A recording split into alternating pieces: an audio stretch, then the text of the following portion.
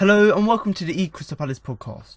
I'm Alfonso Greenbrook and today, Pod 25, I'll be looking at a result against Arsenal by bringing you my match review, player rankings and my man match. As well as this, I'm also going to bring you an exclusive interview with Sam Allardyce and Wayne Hennessy after the game. So let's begin.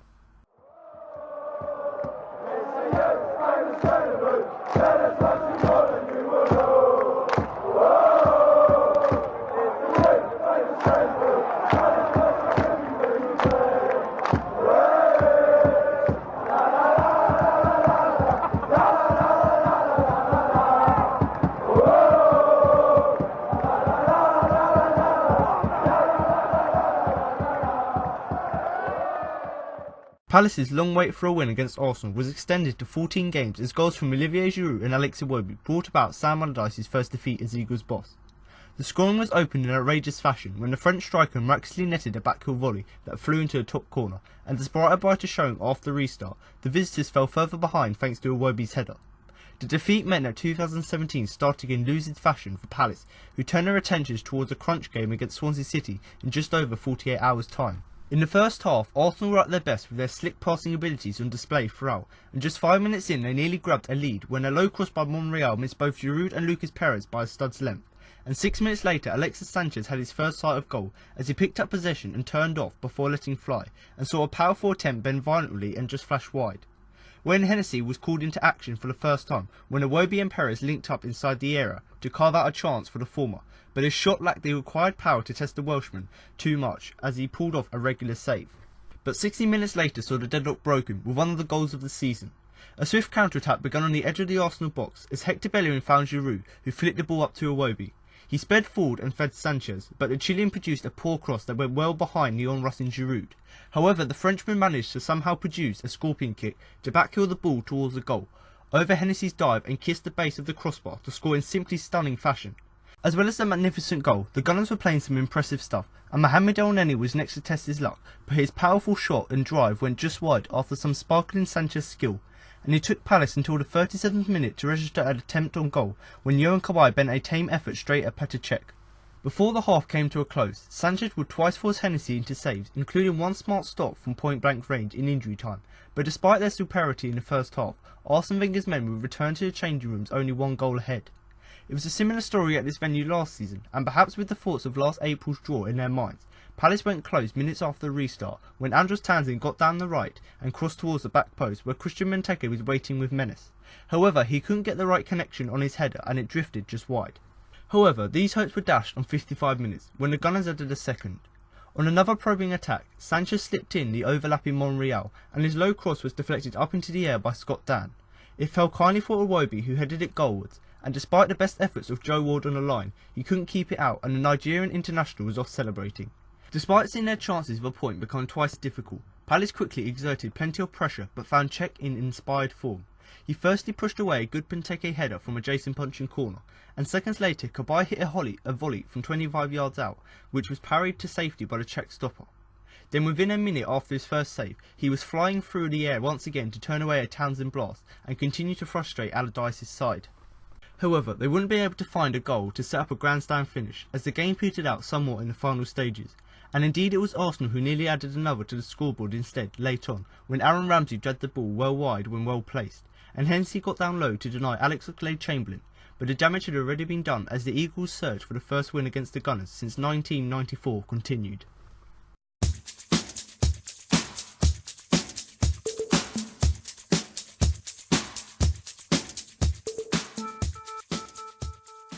Crystal Palace went into the game against Arsenal with little expectation and came out with a 2-0 defeat with little credit.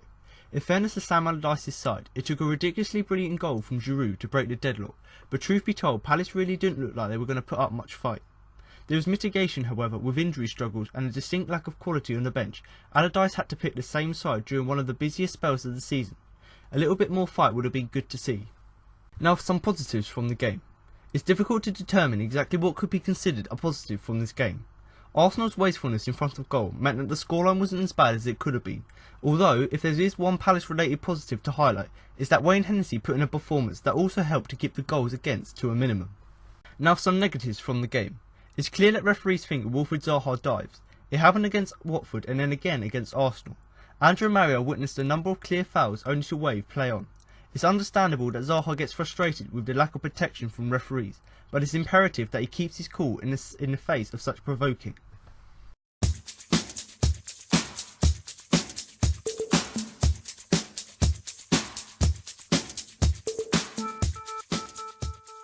So now you've had the match review, we're now going to move on to the player rankings. But before we start, don't forget to follow us across social media on Twitter and Facebook at @Crystal for all the latest news. And for all you Facebook users out there, don't forget to check out our Facebook group so you can join in with the latest discussions, read the latest news and post your own opinion. So like I said there, if you are on social media and you do want to get in contact with us, then of course you can follow us on both Twitter and Facebook, and you can find them using the @eCrystalPalace. Now obviously I highly recommend you do join these groups or follow these pages, because we do regularly update you with the latest news, and that is including transfer rumours, obviously with the run up to the January transfer window. So if you do want to keep up to date with all things Palace, including player and manager interviews, and obviously just having a say in our Twitter polls, then obviously I'd recommend you do follow us. Also, if you are on Facebook, I would highly recommend you do join the Facebook group, which you can find using the @eCrystalPalace group @. Now, obviously, I would recommend you do join the group, because after the game, quite a lot of fans go on there to post their opinion on how the game went, anything they saw about the game, and obviously on players and how they thought the players felt. And obviously you can go on there, it doesn't have to be after the game, you can actually post anything else you would like to discuss with other fans. So if you do obviously want to have your say on the game, or have your say on a player or a transfer rumour, or just have a look and hear what other fans had to say after the game, then of course you can join our Facebook group. And much like the other social media groups on Twitter and obviously the main Facebook page, we do regularly update it with the latest news. So obviously you can have your say on it, but also you can read the latest news and keep up to date with all things Palace. So obviously if you do want to follow or join any of these social media groups, then check the links in the description below, both on the YouTube video and the podcast on iTunes and Acast. If you are listening to the podcast on YouTube, then of course you can drop a comment below the video on what you thought about the game and who you thought a standout player was, obviously the man of the match. And obviously we do want to hear what you had to say about the game and who you thought the best player was. And of course feel free to drop a comment below the video. Now obviously in the last few weeks I've set a challenge for listeners to do, and quite a few people have started to do it.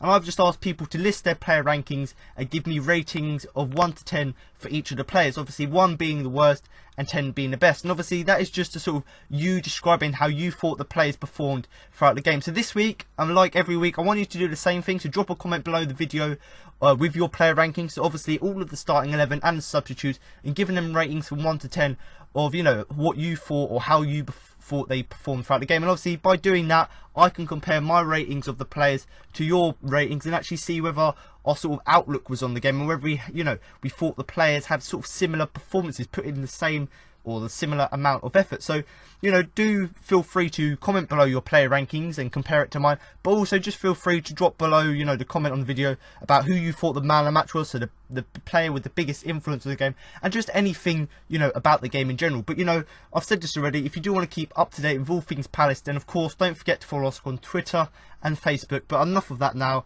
to go on to the player rankings.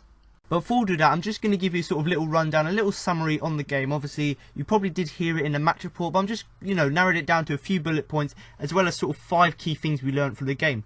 Now, obviously, we did go into this game with, against Arsenal, a pretty good side this season, you know, top 4 they've been, you know, with little expectation. We didn't really expect to get much throughout the game, and obviously that happened. You know, we got the 2-0 defeat, so to be honest, you know, our expectations were fulfilled, and you know, we got little credit because we didn't really put up much fight, and we ended up with the 2-0 defeat. And to be honest, you know, we did hold up the game for sort of mainly the first half, and you know, it wasn't anything bad which led to us conceding the first goal. It was actually a fantastic, brilliant goal from Olivier Giroud, lovely back heel to actually break the deadlock. So if he hadn't have got that fantastic goal, it would have been 0-0 at half time, and we maybe would have been able to go into the second half with a little bit more confidence. But to be honest, we must give credit to Sam Allardyce, because if it wasn't for that goal that was fantastic, you know, we probably would have gone on to the game with a little bit more confidence. And to be honest, we've talked about that sort of affecting us, the brilliant goal. We came back at after half time in the second half, and we didn't really show like we were going to put up a fight. So, you know, yes, we were good in some parts of the second half. We were absolutely dominant. I think it was sort of the 60th to the 70th minute. We were very good, very dominant throughout the game, which we hadn't seen through the whole game. But we didn't really seem to put up a whole fight for the whole game. And, you know, when you're up against a really good Arsenal side, you've got to try and put up a fight to try and at least get a point, or to try and get something from the game, whether it be a goal, whether it be just to try and create an opportunity to try and frustrate Arsenal. But certainly, you know, we didn't go in there with a lot of expectation, and we came out with exactly what we thought we would have got. And to be honest, there was no credit deserved there. Now, obviously, most weeks I normally give you a rundown of sort of 5 things we learned. But this week, I'm just going to sort of just give them to you, because I know that, you know, not everyone would want to listen to them. But obviously, 5 bullet points. You know, the top clubs are too good. So, you know, yes, Palace, we've got a good squad and we're underperforming this season. But certainly Arsenal have got a fantastic squad, and that's why they're in the top 4 of the league. Obviously, Hennessy for number 1, as if he's at my second bullet point. Obviously, Wayne Hennessy's coming for the injured Steve Mandanda, and he's done a pretty decent job. You know, he made so many saves throughout this game, which meant that the game, you know, could have been maybe 4 or 5-0, but because Hennessy kept us in the game, it kept the score to a minimum. So it's just showing there that maybe because he's come in for the injured player and he's actually probably done better, maybe he should be the one to be the number 1 goalkeeper. The third bullet point is that the key to Townsend has been found. So the fact that Allardyce, obviously being the ex-England manager, he knows Allardyce knows Townsend's strengths, so he knows that he's better on the right. And, you know, the key to him, so the way to get the best out of Townsend is to play him on the right. And Allardyce done that, and he actually had a pretty decent performance when you consider what he's been like under Pardew playing on the left. But certainly, you know, the fact that he played on his right position did make a difference to the game. Obviously, the 4th bullet point is Benteke needs to prove himself. So obviously, we know Benteke is a brilliant player. You know, he was our record signing in the summer. He's already scored 8 goals this season, so he's got the quality there. But he still needs to prove himself. So, you know, in this game, he missed 1 header that could have changed the game, made it 1-1, you know, just after half time. He had another header which was saved by Cech, and if he had put more power on it, maybe it would have gone by. So it's just showing that, yes, he's got the quality, but now he needs to prove himself. He needs to consistently do it. And we know he's got 8 goals this season, but now he's going to try and carry that on for the rest of the season and maybe get 10, 15 goals. You know, we don't know.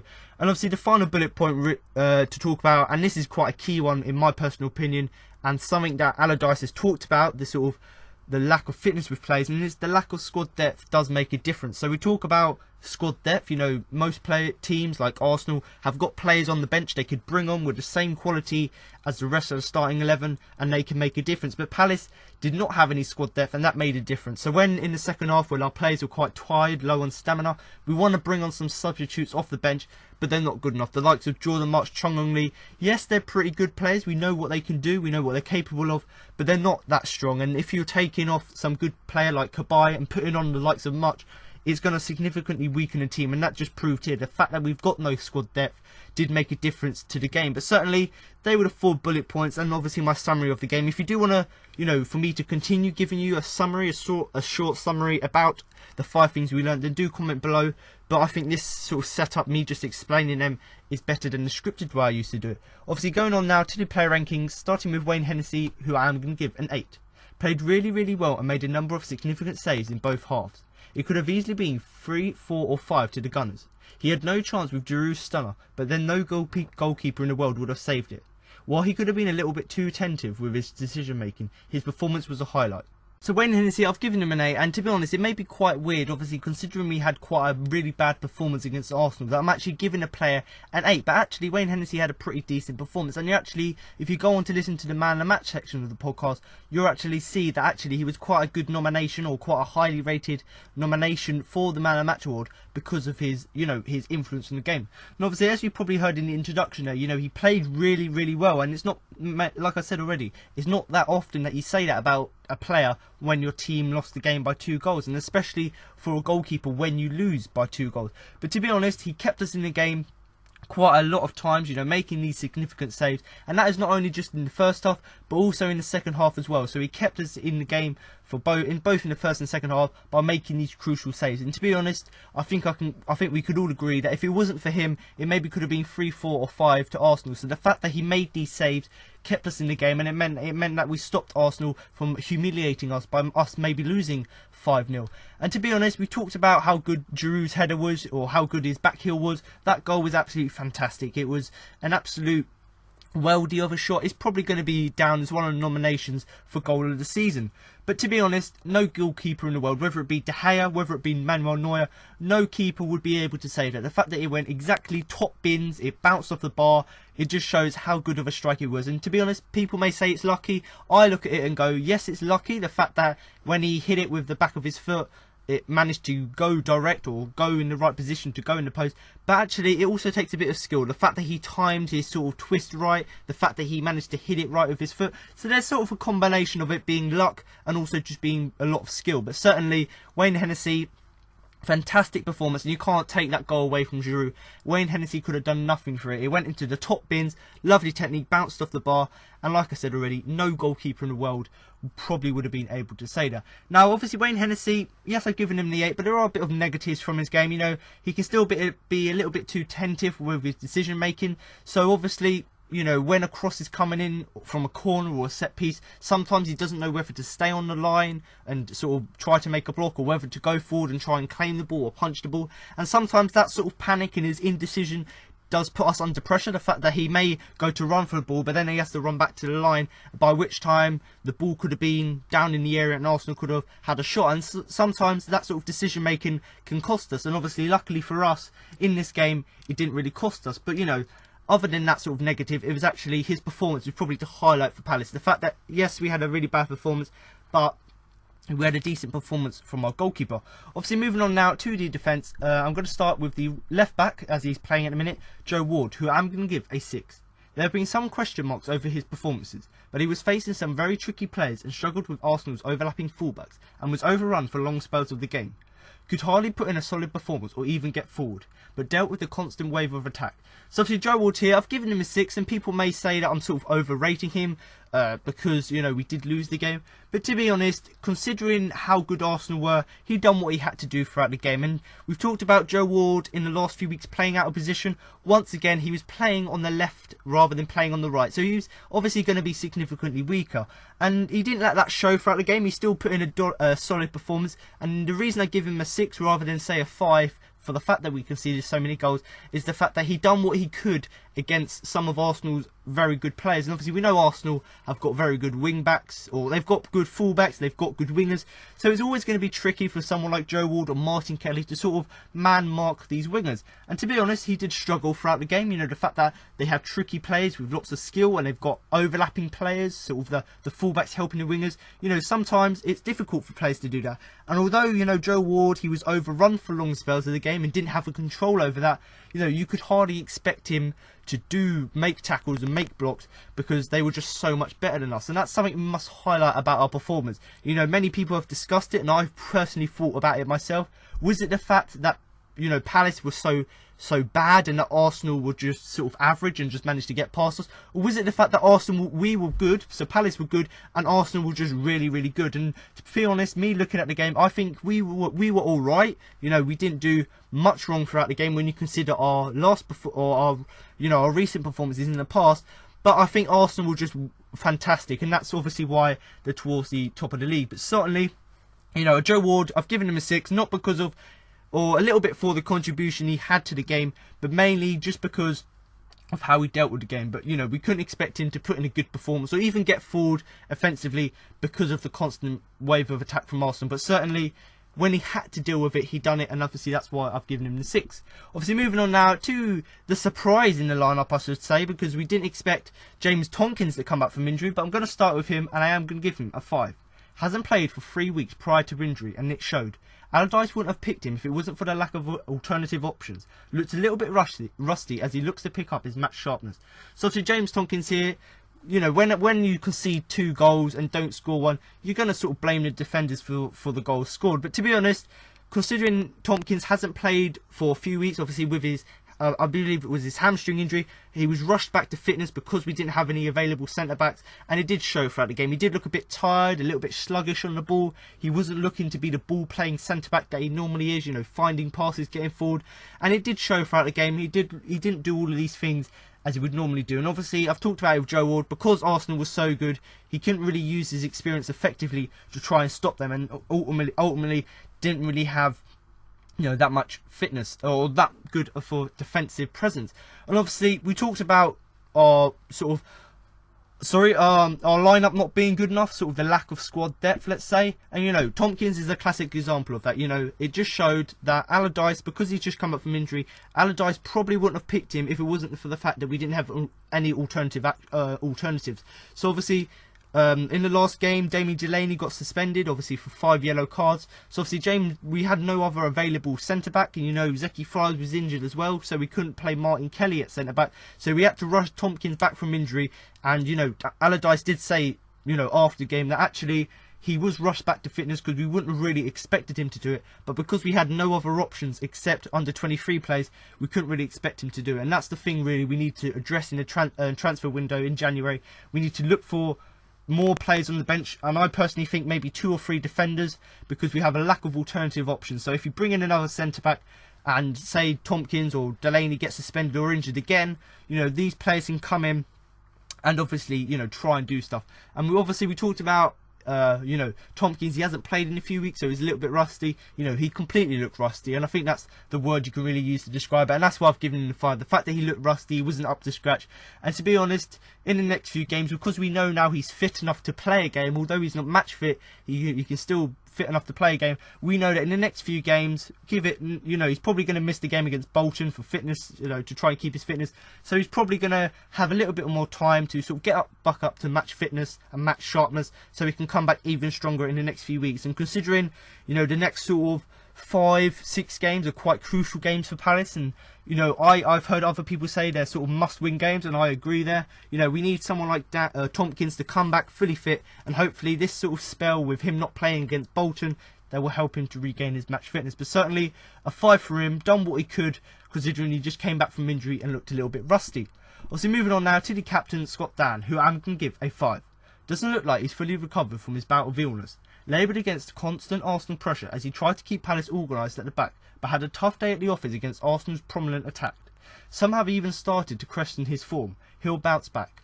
So Scott Dann here, much like the whole of the defence really, and considering Arsenal was so dominant, we wasn't really expecting to get anything from this game. But obviously the whole defence, there was a constant onslaught from Arsenal, and they found it pretty hard to defend it. And Scott Dann, as the captain, is a classic example of that. And to be honest, we've talked about Tompkins coming back from his injury and not really being fully match fit. The same goes to Dann. Dann hasn't necessarily had an injury, but he's had a bit of illness. He's had the flu recently. He's thrown up on the pitch a few times, and to be honest, he hasn't really fully recovered from that. So you didn't really expect him to be at his best, because he was sort of under the weather and couldn't really sort of try and put in as much effort as he normally do. And we saw with Dann, we saw with Tompkins, how this injury and how this sort of lack of match fitness can affect how they played. And considering how good Arsenal were, I don't really think that because they were sort of under the weather would have made much difference. If they were fully fit, I still think Arsenal would have been dominant, just purely because of how good Arsenal were. And obviously, much like the whole defence, and I am going to repeat myself quite a lot, because it was a bad day at the office for all of the players, especially the defence. They were laboured considerably under the constant Arsenal pressure. So obviously Arsenal got very good attack, also got the overlapping fullbacks, so they go forward quite a lot, try to sort of get crosses into the air, try and get passes, and obviously it was very prominent. They dominated us throughout the whole game. And if you look at the possession stats, they had considerably more possession than we did, which just clearly shows, if you ever want the stat, clearly shows how dominant they were throughout the game. But obviously, as the captain, he tried to keep Palace organised at the back, and obviously we didn't concede any goals from set pieces, which I think is key for us. We kept conceding from set piece goals under Alan Pardew, but Allardyce has come in, made sure there's sort of a formation when the players are lining up. When they're go to take a corner, when they're taking a free kick, all of the players know where they have to be. They're in a straight line, and actually that showed throughout this game. Scott Dann, as the captain, organised it, made sure players were where they're meant to be, and to be honest, that was good. But obviously it was a really tough day, because although we've done all of that work, all of that defensive work, it didn't pay off, because obviously, I've said it already, Arsenal was so prominent. And some people on social media have started to question him, actually, whether he's good enough, his form's good enough, whether he should be dropped. And to be honest, at the moment, as the captain, and considering we've got no alternative options, I think he needs to stay in the squad. And to be honest, we know how good he is, we know what good character he's got, and I personally think he'll bounce back soon enough. We've seen what he can do last season, the beginning of this season, how good of a defender he is. He's had an injury knockback and he hasn't been quite his best, but certainly because of his character, he'll bounce back soon enough. But certainly I can understand why people have started to question his form, because he hasn't really been up to scratch, and maybe his leadership has sort of his sort of role of being the captain has maybe sort of downed his defending ability because he's concentrating too much on commanding the team. But certainly, you know, a bad day at the office for the whole defence, but a 5 for Scott Dann I think is a fair result. Obviously moving on now to the right back Martin Kelly, who I'm going to give a 5. Like Ward on the other side, he was up against it. Still looked nervous in possession, but despite being more comfortable on the right. Like Dan, he struggled against the constant Arsenal onslaught. Dealt with the constant wave of attack though. So obviously, Martin Kelly, obviously as being the fullback, his performance was quite similar to Ward in the fact that, you know, he was under constant pressure from the Arsenal players and obviously didn't get as much chance to get forward or try and show his defensive work. And the only reason that I gave Joe Ward a better marking is the fact that Joe Ward actually tried to do things, whereas Martin Kelly just sort of suffered like all of the defence under the constant wave of attack from Arsenal. And to be honest, like Ward, he was up against it, so we know how good Arsenal were.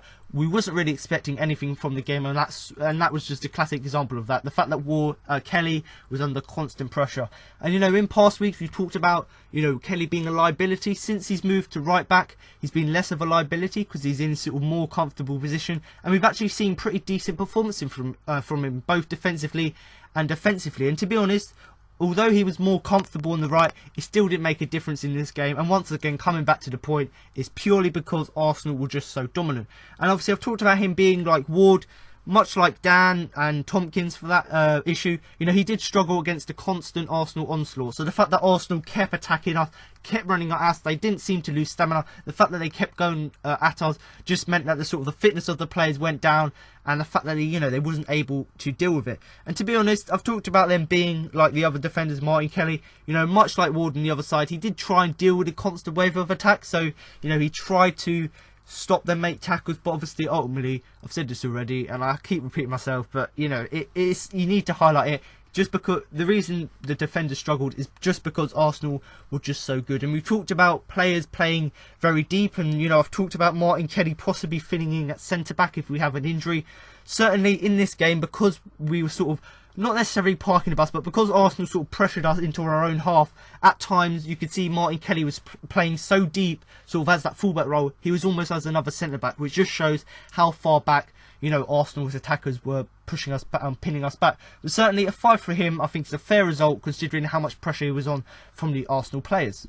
Now to move on to the midfield three of Jason Puncheon, Matthew Flamini and Yokobai, starting with Jason Puncheon, who I'm going to give a 5. Unfortunately, he couldn't do much at all playing in the holding role, as he struggled to find a pass in Arsenal's half and slowed down the side's pace too often. And lately his creativity has wandered. A disappointing performance from the Palace talisman. Could he be one of the players to get the chop if a new signing comes in next month? So obviously, here you go, Jason Puncheon. I've given him a 5 because much like all of the other players, it was a very under par performance from him. And not necessarily like all of the players, it's not necessarily that he had a bad performance. In my personal opinion, I think it's just the reason these players didn't perform to the best of their ability, just purely because, not because we were bad, just because Arsenal were way better. And Puncheon is a classic example of that. You know, he is one of Palace's main attacking threats, and he has shown that this season, you know, by trying to supply other players, trying to have a few shots of his own. But this was one of his off games, and quite recently, you know, the last few games, we've seen a drop in his performance, and you know, some questions have been asked about his work rate, about his performances. But personally, I think that against the very hard Arsenal side, which not many teams have managed to beat this season, you know, it's going to be very difficult for someone with his ability to create or to defend when he's playing in a defensive role. And to be honest, I've said this already, he was primarily playing in a defensive role, but he didn't really do much there at all. So normally playing in that sort of holding role, that anchor role, whatever you want to call it, you're sort of there to protect the back line. And yes, we conceded 2 goals. You can't really blame him for that, because it might have been, you know, one of them was a Matthew Flamini misplaced the pass, so you can't really blame Puncheon for that. But you know, to be honest, he didn't really do much at, you know, protecting the game side. And although two of the goals didn't really come from him not protecting the side, you know, it was still ineffective because he didn't really have any influence on the game. And to be honest, we talk about his attacking threat. You know, he's normally very good at finding passes, finding other players. But because we were sort of camped in our own half, and only in the second half we managed to sort of go and attack Arsenal's goal, it meant that he struggled to find a pass, let alone, he struggled to find a pass in the whole game. But even in, you know, Arsenal's own half, he didn't even touch the ball at all. His sort of touch, his influence was almost non-existent. And to be honest, we talk about, you know, Puncheon being the creative force, you know, having a good control of the midfield.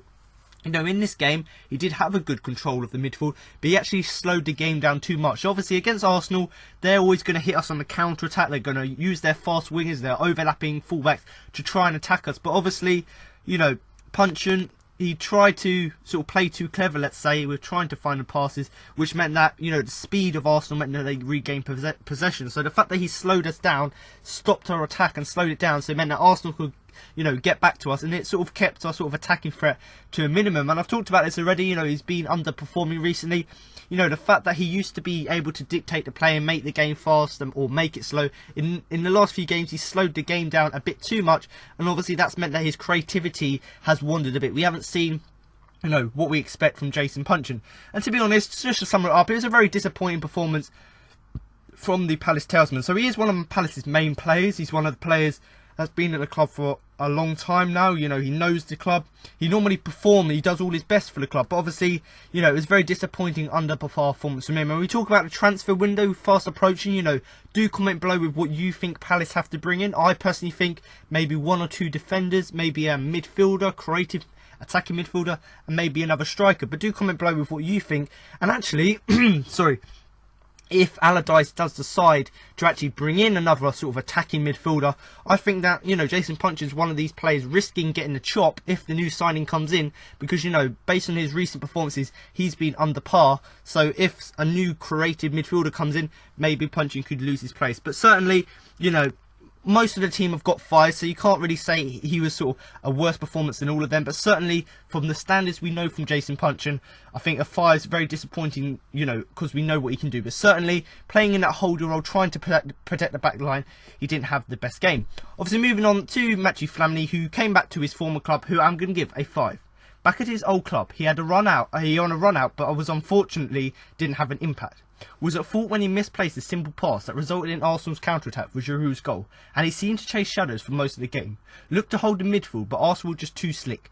So obviously I've talked about Matthew Flamini going back to his old club. You know, normally when players return to their old club, they sort of up the tempo, and certainly you could see that, you know, Flamini was trying to sort of show the Arsenal faithful why they shouldn't have released him, and certainly you saw throughout the games, throughout the game, that he tried to do that. But to be honest, he was given the run around, unfortunately. You know, like I said already, I'm going to keep coming back to this point, but Arsenal was so good, so it meant that whenever he had the ball, whenever anyone had the ball, you know, we were just given a run around, because Arsenal just dispossessed us too easily, went on their attack, and which meant that we didn't really have not much possession. And considering, you know, Flamini and Punchin were playing in that sort of anchor role in front of the back four, you know, they were given the run around a lot, because the midfield play, or because, you know, Arsenal had so much possession, it was sort of midfield based, their play. It meant that Matthew Flamini, trying to protect the back line, you know, he was given a run around, they were running around, and because he's quite old, he isn't the fastest player, you know, it did sort of affect his performance, the fact that he lost his stamina. And to be honest, I've talked about Punchin playing the anchor role, not being at fault for the goal. Flamini was at fault for the goal. You know, a very simple pass in our own half. He could have passed it to Ward or back to the centre-back, but instead he tried to sort of dribble out of danger instead of clearing it or passing it.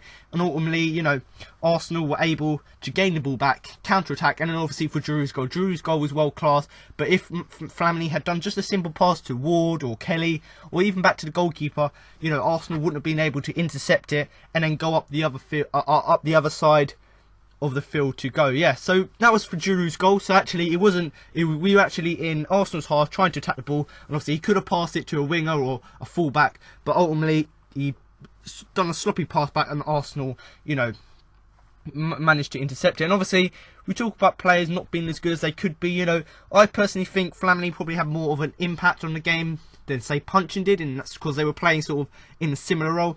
But in saying that, you know, Flamini, he still seemed to sort of chase the shadows for most of the game. So obviously Arsenal were a much better team, so they were sort of the bigger player, and obviously we were the shadows because we were trying to protect what we had.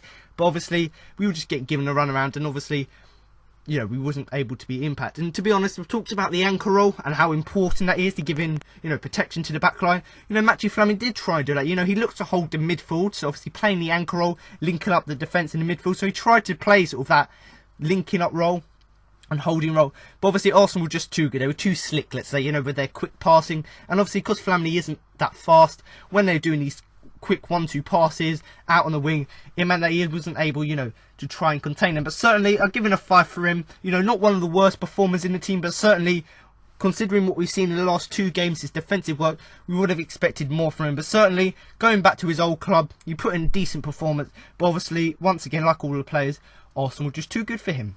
Now to move on to the final midfield player of our midfield 3, Yohan Cabaye, who I'm going to give a 7. Putting the only competent performance in Palace's midfield, looking for the ball when his team had possession and trying to play positively, looking neat and tidy in the first half and had Palace's first shot on goal on the 37th minute. In the second half, he nearly caught out Petr Cech, who pulled off a fine save. It's likely he was substituted in order to keep him fresh somewhat for the trip the trip from Swansea at Selhurst Park on Tuesday. So obviously Yohan Cabaye here, I've given him a 7, and as you can probably see already, having heard the other player rankings, giving him a 7. He had a much better performance than most of the other team. Now, I've talked about him, putting in a better performance. He put in the only competent performance in Palace's midfield. So he was one of the better players, and I think that's the word that really did describe his performance. And obviously, we talk about him being good. Why was he good? Obviously, he was looking for the ball when we had possession. So in the sort of minimal chances we had on the counter-attack, or especially in the second half where we were trying to attack Arsenal, when we had the chance to get the ball and when we had possession, which was a rarity, Cabaye was one of these players trying to look to get on the end of a cross or trying to sort of link up the midfield to the attackers. He was someone trying to, play positively, and that's the other point really. In the past weeks I've talked about punching being positive, trying to dictate play, trying to keep up the morale of the team. Punching in this game obviously didn't do it, but Yohan Cabaye, he kept going to the end, tried to be positive, and obviously that's why when we had possession he tried to do what he could to try and create chances. And the same goes when he wasn't on possession or in possession, he tried to do what he could defensively, using obviously his tackling and blocking skills. And we talk about how good he is, and I've said this in the past few weeks, he's getting a chance to play in a more advanced role, behind the striker, and actually we're starting to see the better of him. Obviously, he looks neat, he looks tidy, so he can make tackles obviously, which are quite neat. He's also tidy with the fact that he can find passes, and especially in the first half. So obviously in the first half we were dominated quite a lot by Arsenal, and it was unlucky for us that we conceded an absolutely world class goal. So if it wasn't for that goal, we probably would have gone into half time at 0-0, and maybe a different result would have occurred. So certainly his sort of performance, his positivity, his offensive and defensive attributes actually helped us in the first half to actually contain Arsenal. But obviously, I've said this already, they were too good for us. And we talk about how crucial he is to the side. We didn't have many shots in the game. Arsenal were good defensively, stopping us attacking, but also they were good offensively, which meant that we were under pressure. And just to talk about how good they were, we didn't have a shot till the 37th minute, and considering Arsenal had a shot within like the first minute of the game, it was quite bad that we only had the first shot on target on the 37th minute, but Cabaye had that. So once again, just showing how crucial he is to the side, the fact that he took a significant milestone, let's say, in the game, which helped us to push on. And to be honest, we talked about him having the shot in the first half, he actually had a shot in the second half as well. Obviously, the corner was whipped in by Puncheon. Benteke got the header, that was saved by Petr Cech. Another corner came in, got headed out. Cabaye on the edge of the area from about 25 yards out, volleyed it. It looked like it was going in the top corner, and obviously he had to make Cech pull out a fine save. There's another word for that. So it's just showing that yes, he can have a shot on target, which was good, the first shot on target in the game, but also the fact that he can pull off a volley from 25 yards out, which is on target, which had to force the keeper into a save. So once again, showing his attacking attributes with volleying as well. And to be honest, we've talked about players, getting substituted either for the other player coming on to make an impact, or for fitness reasons. And this was one of the classic examples. Swansea, we have them coming up in 2 days time. Allardyce has said how this sort of fixture congestion is really bad for the players, the fact that they can't have they won't be up to fitness. And I think Cabaye was being conserved for that game. And to be honest, we could say, when he got substituted off, there was a significant, the midfield was significantly weaker. His influence he had on the game, we did see when he went off, how this midfield was weakened when he went off. But certainly a 7 from him, a very solid performance, one of the better players throughout the game, and obviously where he was one of the better players, a contender for man of the match. But certainly a competent performance from Yohan Cabaye in the Palace's midfield, once again using his experience to find the ball, look for the ball when he had possession, try to play positively, try to sort of up the morale of the team, and once again, deliveries, passes, free kicks as well, which I haven't mentioned, but they were all neat and tidy. And certainly he was unlucky, considering the performance he put in. He was unlucky to be in the losing side, because certainly his attacking threat and what he actually gave to the side was something which, you know, deserved to get something from it. The fact that he had the first shot in the game, and the fact that he had a very good volley saved by the keeper. But certainly a good performance from him. Obviously, moving on now to the front three of Wilfried Zaha, Christian Benteke and Andros Townsend. Starting with Wilfried Zaha, who, you know, had a pretty down performance considering how good he's been in past weeks. But I am going to give him a 5. Was double or triple marked whenever he had the ball, so he struggled to make use of it when he had it. Tried his hardest and didn't give up, but ended being a frustrating afternoon for him. Was understandably frustrated by a lack of protection from the referee. So for the Wilfried Zaha here, I've given him a 5. And much like the whole team, it was an under par performance of him, and you're going to see that quite a lot. There's going to be a lot of 5s and 6s this week, and obviously you've already heard already. But one of the reasons is he's a winger. He likes to run down the flank. He likes to get crosses in. But ultimately, because Arsenal was so good defensively, he couldn't do that. You know, whenever Zaha got the ball, he was double or even triple marked, which meant he had nowhere to go. And even if he wanted to find a pass back, he couldn't, because when the third man was there, you know, there was nowhere for him to pass. So he did actually struggle. So, you know, he wasn't able to get crosses in because there were 2 players there to block it, or 3 players. He wasn't able to make use of the ball by finding an infield pass, because there was another player blocking it. So certainly, you know, he did try and do stuff, you know, try and run down the flanks, but because he was double or triple marked, it meant that he can do that. And, you know, we talk about players putting in effort, and we talked about Cabaye, you know, having a positive impact on the side.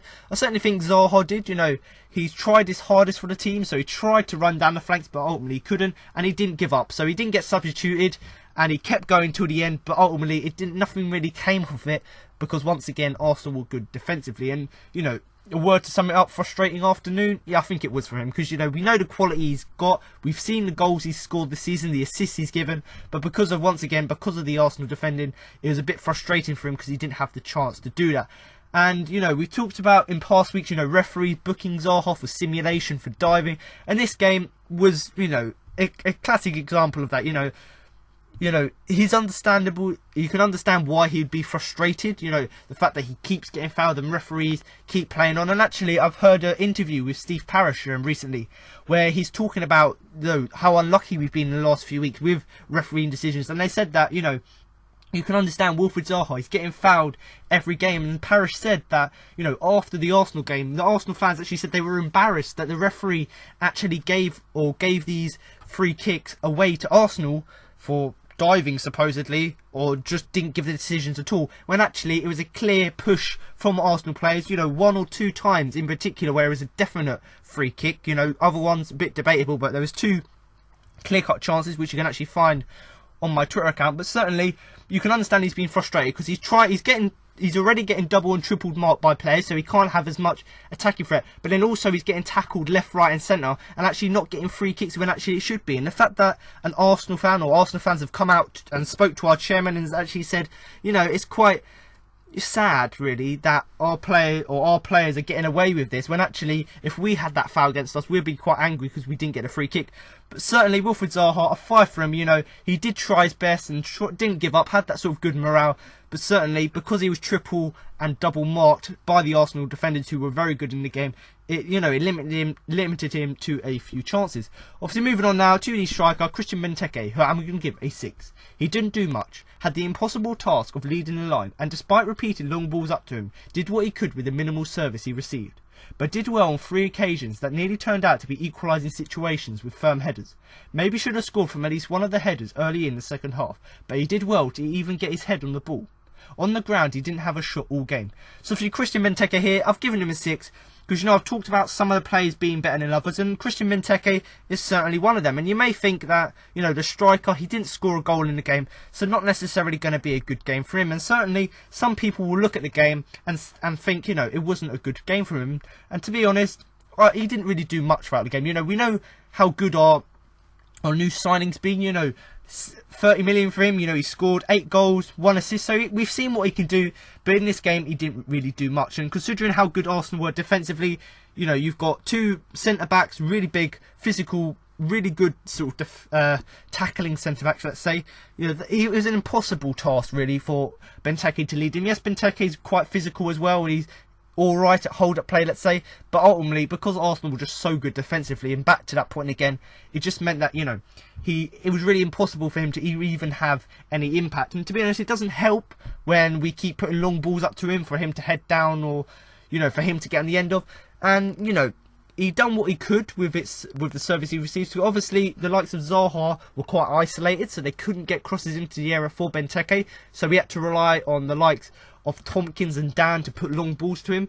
So, you know, he's still got some sort of crosses into the area, but it was very minimal. He didn't get as many as he would have liked. But certainly, you know, he's one of these players that if he doesn't play well, and say if he doesn't score a goal, he still tries and does his best. He tries to do what he could with the service.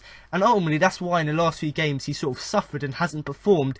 It's not because, you know, it's a bad game for him or he's played bad. It's just purely because there hasn't been enough service to him, or the ball hasn't been enough to him for him actually to make an impact. And we've talked about it sort of being a game of two halves, let's say. You know, yes, Arsenal were dominant for the whole game, but there was spells in the second half where Palace were quite dominant. And there were 3 occasions, really, where they could have been equalising situations for Benteke. So obviously crosses are coming into the area, corners, you know, the wingers putting crosses in, and it could have been equalising occasions for him, situations. So obviously with firm headers, so obviously the crosses are coming in from the corner or from the wings. He gets up higher than the defender. I think Bellerin was one of them. He got higher than them, and obviously 2 of his headers got saved by the keeper, very good saves, and then the other header, he headed it down and it just went wide. And, you know, he probably should have scored from the one that went just wide, because early in the second half, you just come off from half time, you should be full of energy, he should have got higher, sort of got his positioning better, and then obviously should have scored that header late on. But, you know, certainly the fact that he had 3 opportunities just shows that he had more chances than most of the other players in the team. And it just shows once again that although he has off games, he still does stuff in these off games which is valuable to the team. The fact that he had these 2 firm headers, and then the one that went just wide. But the thing is, we know how good he is with the air, in the air, but actually he didn't really get a touch on the ground as well. So we know how good he is in the air, and he doesn't really need to prove that to us because we've seen it. But now we've got to see more when he has the ball on the ground. So whether it be someone like Cabaye or Punchin passes the ball to him from the midfield rather than the wingers crossing it in. And what he needs to try and do now is somehow get more fitter so he can be faster, so he can try and turn defenders, use that physicality to get past them and shoot in goal. But certainly a 6 from him, one of the more positive players in the team, because he had a better performance. And although he didn't really do much, what he did do throughout the game with the little service he done, the fact that he used what little stuff he had to try and create good things, just shows of how good of an impact he had on the game. But certainly, you know, he's good with headering, but he needs to improve with his sort of footwork in the next few games. Obviously, moving on now to the final player playing on the right wing, and that is Andros Townsend, who I'm going to give a 6, who looks better on the right than on the left. Had a largely anonymous first half, but followed it up with a better second period. When he got the ball, he had a go at Monreal, but because of Arsenal's ball retention, when he received the ball, it was a rarity. Palace will need him to play well for 90 minutes against Swansea when Zaha leaves for the African Cup of Nations tournament. He really needs to step up, and I must really emphasise that point. He does really need to step up. You know, Zaha's going to the African Cup of Nations. He's probably going to be out for a month, and, you know, that's going to leave us with Lee Chung-Yong probably playing on the left wing unless we bring in a new signing, and also, you know, it's going to leave Andros Townsend on the right. So we really need him to step up, because, you know, we know already Zaha's been fantastic this season, so we need someone to come back in his place to try and do as good, or at least try and give something to the team whilst he's gone. But certainly, you know, I've talked about players like Kelly playing better on the right in their natural position. Townsend is an example of that. You know, we talked about him not being very effective on the left, but as soon as he was moved to the right under Allardyce, he is almost like he's a new person, a new player, the player we signed in January. And to be honest, the player we signed in the summer. And although, you know, the first half, much like the whole team, he had quite anonymous. He didn't really have a chance to go forward, and he didn't really have that much impact defensively or offensively. He did follow that up with a better second half. So much like most of the attacking players in the second half, he was a lot more effective. Now, obviously, we talk about him making runs down the right flank and cutting inside. He done that on a few occasions. You know, Monreal playing on that side for Arsenal. He tried to run past Monreal, tried to sort of spin past him, get crosses past Monreal, and he was quite successful with that, you know, got a few crosses in. But obviously, because of Arsenal's ball retention, the fact that they had so much possession and kept the ball so much, when he received the ball is a rarity. So yes, he got a few crosses into the area, but he could have had it more if Arsenal weren't so good on the ball. And, you know, if he had more of the ball, maybe he could have been more effective and putting more, you know, crosses into Benteke. But certainly, I think a 6 is a fair result for him, because, you know, although he was quite anonymous in the first half, in the second half he came up, and especially from the 60th to the 70th minute, he was very dominant, you know, putting crosses into the area, trying to cut inside and have a shot. But obviously, you know, it was quite ineffective, because the little time he had the ball, 2 or 3 times, he couldn't really do much with it. Certainly, if he had more of an opportunity, more of the ball, he could have had a more impact. But I must emphasise the point again, and do comment below what you think. He really needs to step up now with Wilfried Zaha going off to the African Cup of Nations. Obviously, they're all the player rankings from the starting 11, so do comment below your player rankings, obviously rating them from 1 to 10, with what you think about the players' performances, and, you know, how effective you think they were. But obviously, moving on to the substitutes, Jordan March, Lee Chin-Young, Fraser Campbell.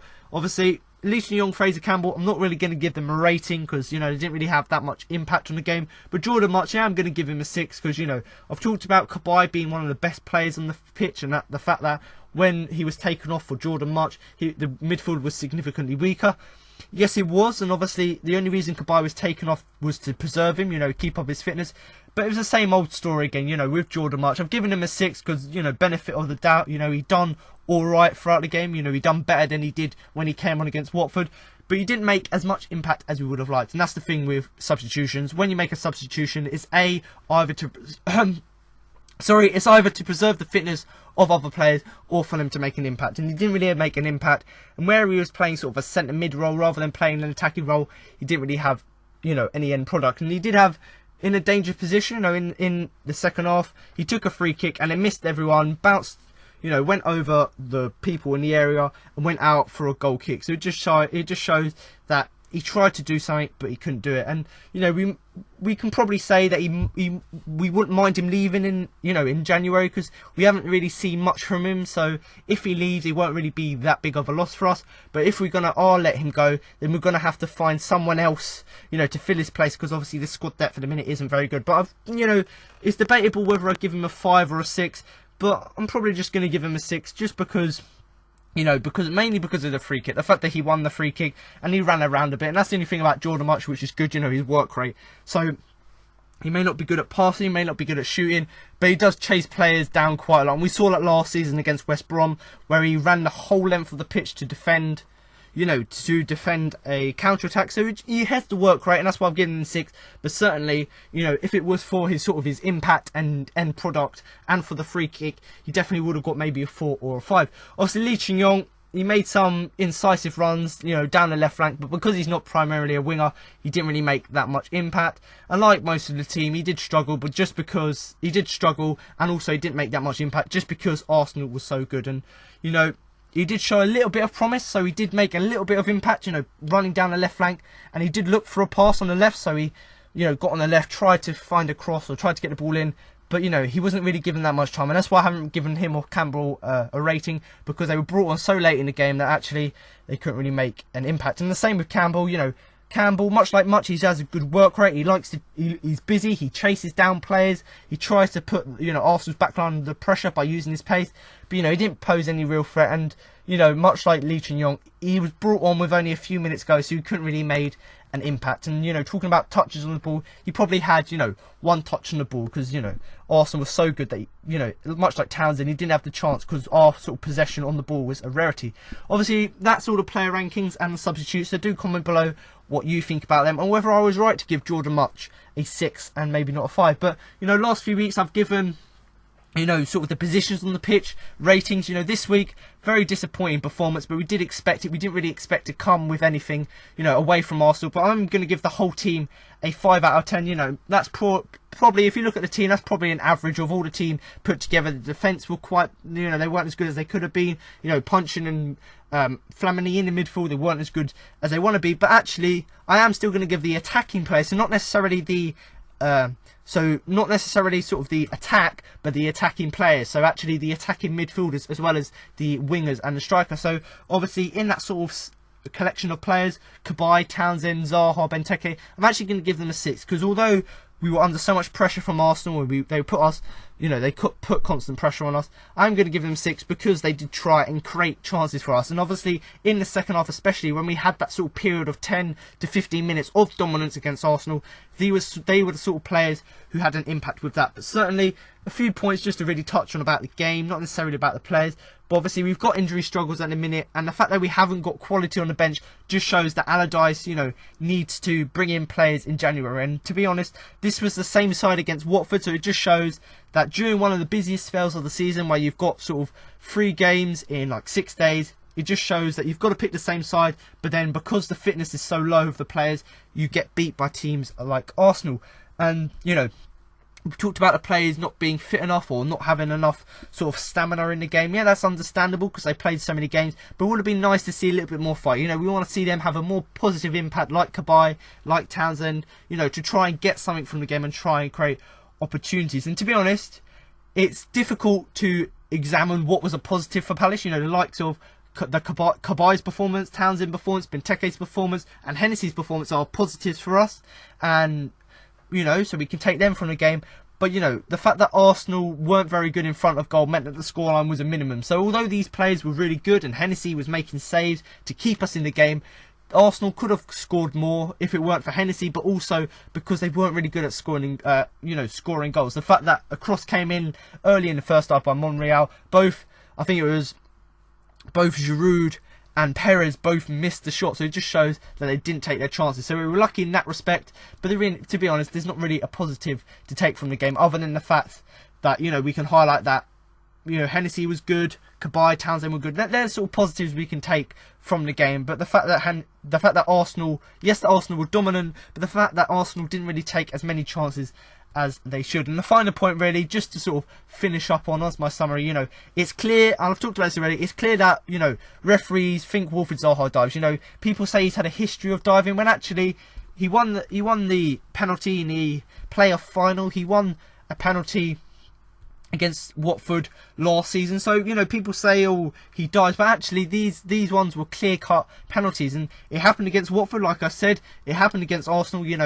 People say the referee said he dived when actually he got bundled off the ball, and that's what happened a lot against Arsenal. Arsenal, very physical, but sometimes where he was marked by 2 or 3 players, they pushed him to the ground sometimes quite a lot, quite vigorously, and nothing was given. The free kick, the free kick was either given for Arsenal, or they got the throw in, or the thing. And actually, Arsenal fans have actually come out after the game and spoke to Steve Parish, I know in particular, and actually said it's quite embarrassing that the referees are given decisions like that, when actually, if you look back at the replay, it should be a foul. And that just shows that actually sometimes people say that there's big club biased, let's say, whatever you want to call it, that referees are biased towards big clubs. This is an example, because Wilfried Zaha didn't dive.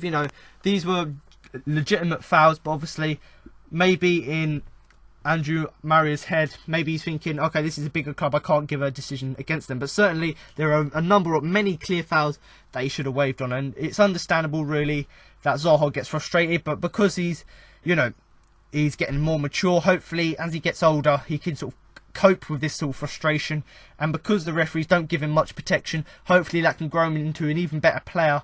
And it's important that in order for him to get a better player, he gets obviously more physical, so he can battle with these other players, but also it's imperative that he keeps his cool. So when he's getting fouled constantly, he needs to stay on the ball, not let that sort of down his performance, and obviously carry on stronger. But certainly a very good performance, I'll say a mediocre performance from the team, because there were some players, like I've said already, Cabaye, Townsend, Zaha, Benteke, Hennessy, these players were fantastic, but obviously most of the team were pretty dire, let's say, throughout this game. But we're not surprised really, because it was against a very dominant Arsenal side, who of course are near the top of the league.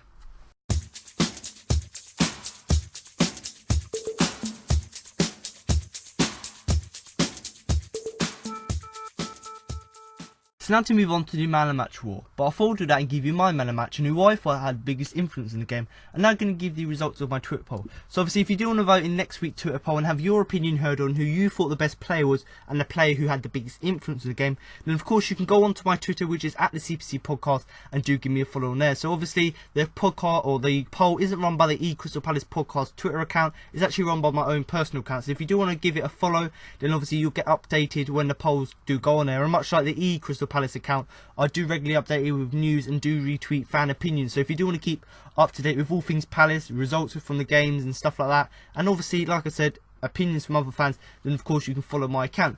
But obviously on the Twitter poll this week, it was a pretty dire performance, let's say, against Arsenal, but I managed to put 3 players onto the shortlist. So obviously they were Wayne Hennessy, Yohan Cabaye and Jason Puncheon. So I'm going to start off in 3rd place, and it was a joint 3rd, so obviously there's going to be a clear winner up in 1st, but joint 3rd place with 10% in the vote each was both Yohan Cabaye and Jason Puncheon, which means the winner in this game with a clear majority, 80% of the votes, was Wayne Hennessy. So congratulations Wayne, you don't get a trophy or certificate, but you do get my sincere congratulations on what was a very, very solid performance from you. And obviously before going to just explain sort of why I've put these 3 players on there and why why they sort of stood out for me, I'm just going to talk about the 2 players that you could see why they missed out. I in the player rankings said that they played really well and sort of I gave them quite high ratings, but actually they missed out on the man of the match shortlist just because their performance wasn't quite weren't consistent enough, let's say. But they were Zaha and Townsend. Now although I give them quite high ratings, I did give them the quite high ratings and the benefit of the doubt. They were good throughout the game, but they had bad spells. So although it wasn't a bad performance, they had spells of the game where they were really good and dominated Arsenal, and especially sort of from the 60th minute to the 70th minute we were really dominant, and Zaha and Townsend both doing that, both running down the flanks. But because they had good and bad spells, it meant that they weren't consistent enough. So it meant that when they weren't good, it meant that we were under pressure and sort of were underperforming and just performing really bad. And that's the thing. You want a player, even though if a player isn't performing that well, you want him to sort of have the same level throughout the game rather than sort of going up or upping his levels and then down in levels again. And that's why Townsend and Zaha missed out. Not because their performance was bad, because their performance as a whole was pretty good, but it wasn't consistent in the fact that their energy levels and sort of how good they were, their performance was up and down throughout the game. And you want a player to constantly put in the same amount of effort, otherwise it's going to be parts of the game when you're under more pressure than others. But obviously the players that I did put on the shortlist, obviously starting with Hennessy, it's pretty clear, 80%, he's won my man of the match. And the main thing really is he kept us in the game, and that's why he's won the Twitter poll and my own personal man of the match. But the reason I put him on there is because obviously he kept us in the game, but he made a number of significant saves, low dives, some of them quite high saves, and to be honest, Giroud's goal was a fantastic strike, maybe goal of the season, so we can't really say that he was at fault of that. So he didn't actually do anything wrong throughout the game, so he made these crucial saves. And to be honest, if it weren't for him, we could have been maybe 3-4, 5-2 Arsenal, because Arsenal were very dominant throughout the game, constantly putting shots and crosses into the box. But Hennessy was strong, made himself big, and made these saves to keep us in the game. Obviously I put Yohan Cabaye in here because we know how good he's been this season, sort of in a more offensive, more forward role. And obviously when he was in that midfield role, he always looked for the ball when his team was in possession. So when we were on the counter-attack, sort of in the second half, he was always looking for the ball in the middle. He was always looking to sort of run into the area and get a shot on, which he's been doing quite a lot this season, and also trying to play positive. So in the last few weeks I've talked about Puncheon playing positive and the fact that he never stops, he always keeps trying to get something from the team.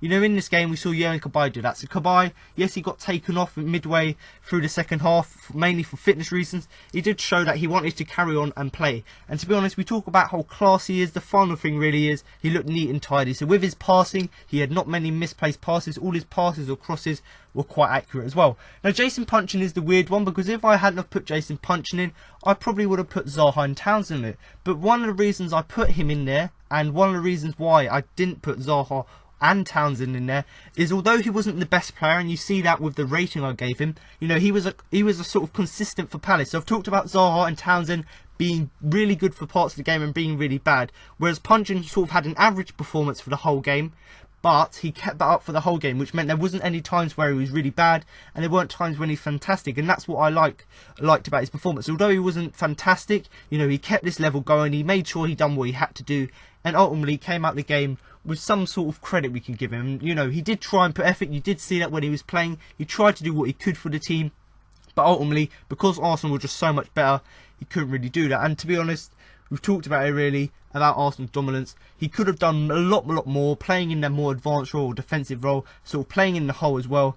But obviously he struggled to do that, especially finding a pass in Arsenal's half, just purely because of how dominant they were. But as you can see by the percentages on the vote, clear winner, Wayne Hennessy, so congratulations to him. You're the winner of my Man of the Match, and also the Twitter poll Man of the Match, just because of how crucial you were, and 80% of people did agree with me. So you kept us in the game, and obviously that's the reason why you won this week's Man of the Match. So now you've heard my match report, player rankings, and my Man of the Match. That concludes this week's podcast. Now I've got an exclusive interview with Sam Allardyce and Wayne Hennessy following the game. What was the Crystal Palace perspective on that then? Well, we've found ourselves coming in at half-time disappointed. Obviously it was a wonder goal. Thought we were in the game from there, and obviously that set us back a little bit. But second half, like I saying, it's Arsenal. They're coming out strong and they're making it difficult for us. From that Crystal Palace goal then, give us a view what you saw of Olivier Giroud's flick. It's such an unusual kind of strike. Yeah, seems to be a lot of wonder goals recently going in. But now, like I saying, he's extended his leg, flicked it, and it's beat me well. And for you, is that completely wrong footing, completely unexpected? Yeah, I haven't seen it again, so I'll watch it again. But like I said, I think it's hit the bar and gone in. So then again, fantastic strike for him, but obviously disappointing for ourselves. Sam, what's your thoughts on the match overall today?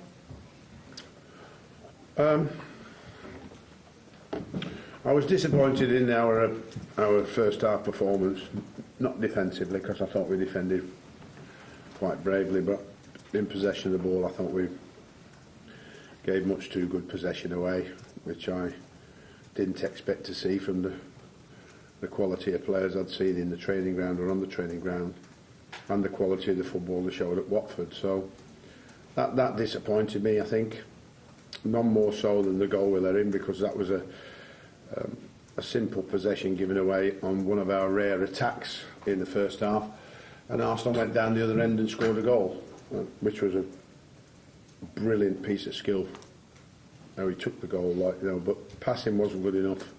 Second half we got a bit better, and when you play here, if you get a chance you've got to take it, and that chance came to Christian Benteke just after half time, and because that didn't go in, we could perhaps made a better game of it than we did.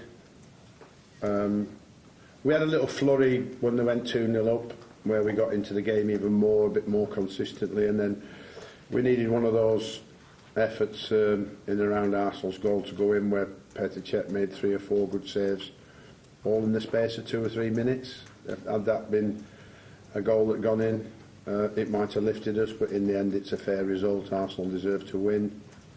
Our players need to get ready for Swansea Tuesday night. That's the big game they need to win. I think it's, watching Premier League football this year, I think the top 6 are so much better than last year, so it's always hard to pick up points against them. Did you sense that Arsenal were in the mood? Arsenal were always in the mood here, I think, personally, so I think they're much better than us today, and I think you've got to expect that, but we needed to play our best today, and that for me is a disappointment, because certainly the first half we didn't play anywhere near what I expected the players to play, or what I've seen in training, to be perfectly honest with you. Did you make changes or substitutions towards the end with Tuesday in mind? Correct. Absolutely. We're a bit thin on the ground with injuries. We've been dealt the blow of not having enough recovery time by playing today and Tuesday night. Why can't we play Wednesday? I mean, I don't know who does the fixtures, but he really needs sacking, really, doesn't he? For me, Swansea played yesterday. They've got 24 hours on us, and they're such big games with so much at stake. You want a fair crack at it, if you like, and it's unfair when you're playing now and then playing Tuesday night. When the level of fatigue the players suffer in a game today now. I won't go into the science of it, but they haven't got enough time to recover 100%. Sam, what do you put down the difference between what you saw in training and what you saw today? What's going on? A lack of belief in themselves today, I think. A little bit of lack of confidence, which has probably come around the fact that it's been so long since they've gone on an extended run of good results. You know, it's sadly for the club, and it's probably the reason why I'm here. It's since 2015. You know, this club was 2015 going into 2016 fifth in the Premier League, and then 2016's been well documented. So let's hope 2017 picks up a bit more like 2015. And I mentioned Benteke, obviously he missed the penalty against Watford. Now he's having a good chance. Is it disappointing considering I'm disappointed in the missed penalty. I'm not disappointed in the missed chance because it just went the wrong side of the post and he got over the defender well. But you know, Christian is one of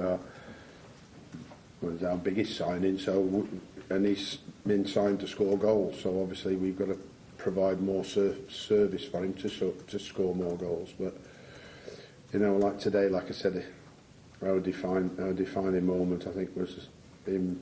If he'd have put that away in the second half, we probably might not have won after that, but it would have been nice to have got back in the game then. Our big game's Tuesday, there's no doubt about it. You know, we're going to survive by beating teams in the bottom half, and if we get a victory against one of the top boys, that'll be the added bonus to get us safe quicker. Sam, has it proven a bigger job than you expected? No, not really. It's only 2 games yet, so I'll know by the end of the window. 2 things to happen, obviously: the team to get better and produce more results, keep the team fitter, get the injuries back and try and buy players in. 2 if possible, 3 if the finance will allow. So you know, I want to lift the squad, and I can lift the squad by the way we train and we organise ourselves, and we can lift the squad by bringing a couple of good players in to add to it. It lifted the old place last year at Sunderland, so if you get the right players, it can lift the players already here. You've got to bear in mind that because they haven't won so many games in the whole of 2016, they're a little bit low on confidence that you have to try and build up. Okay? Okay, any couple of questions for Swansea? They've done all that, haven't they? Yeah, is there anything different? Well, can we just ask you about Swansea? And how much of a lift do you think that, it looks as if he's not in the dugout for Tuesday and then Paul Clement will be the man. How much do you think a new manager, bearing in mind you're the new manager, can give a lift to a team? Well, we should have won against Watford, which was a massive disappointment for me, the 2 points thrown away, which is obviously a concern because, you know, the comfort of those extra 2 points even now would have been a great comfort for us. I think Swansea is a massive game for the nerves of our players. They have to control their nerves on that day because everybody expects us to win on the basis that Swansea are struggling really. Well, we're struggling, but they're struggling really badly recently with their goals that let in. They've not just lost games; they've lost them by 3 or 4. So everybody's really expecting us on Tuesday night to go out and thrash Swansea. That won't be the case. What we have to go out, well, we'd like to beat them by more than 1 or 2 goals, but I think we really have to hold our nerve on Tuesday and produce our best performance. Sorry, I say Paul Clement's obviously someone you respect, given he tries to do a job in his arm. Yeah. Well, it's down to more his coaching of the players and his organisation of the players and his huge experience he's gained with Ancelotti.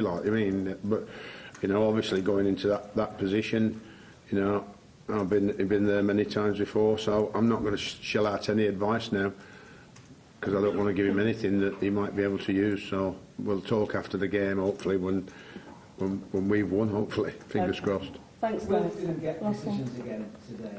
I'm glad you thought so.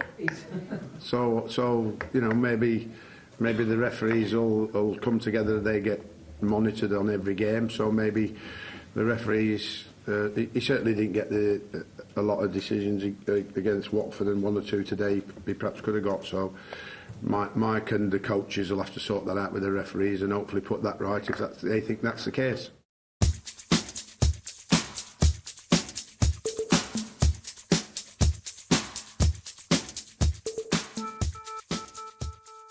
So there you have it. Now you've heard what Sam Allardyce and Wayne Hennessy had to say after the game. That concludes this week's podcast for the game against Arsenal. But make sure to come back next week for my post-match review of the game against Swansea. So thanks for listening and remember to up the Palace.